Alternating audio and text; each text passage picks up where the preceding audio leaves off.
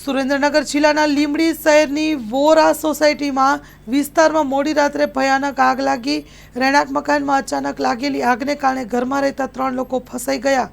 Story report by Jayendrasinh Zala, Lakhtar, Surendranagar. શું નામ તમારું? મારું કલીમુદ્દીન તાયર અલી। શું બનાવ બન્યો? આ મોબાઈલ છે ને ચાર્જમાં મૂકેલો સોફા ઉપર, એ મોબાઈલ ફાટ્યો એટલે સોફા હરી ગયા ને પછી બધું આગ ચાલુ થઈ ગયું।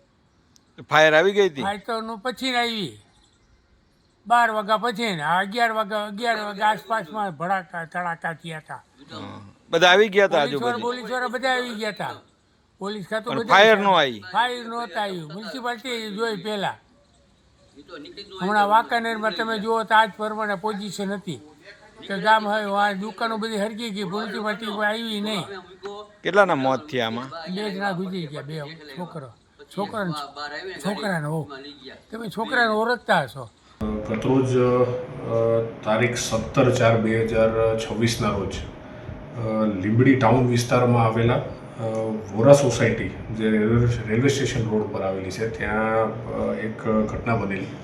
આ ઘટનામાં એક રહેણાંક મકાનની અંદર પ્રાથમિક દ્રષ્ટિએ જે અમને આશંકા છે એ મુજબ એસીની અંદર કોઈ પણ ટેકનિકલ કારણોસર બ્લાસ્ટ થયેલો અને બ્લાસ્ટના લીધે જે છે સમગ્ર રૂમમાં અને આખા ઘરમાં જે છે આગ લાગેલી।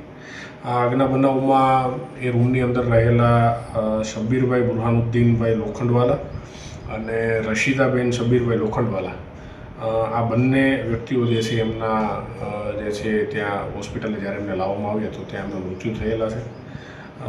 આ સિવાયના અન્ય ઘરના 2 વ્યક્તિઓ જે છે એમને નાની મોટી દાઝવાની ઈજા થયેલી છે અને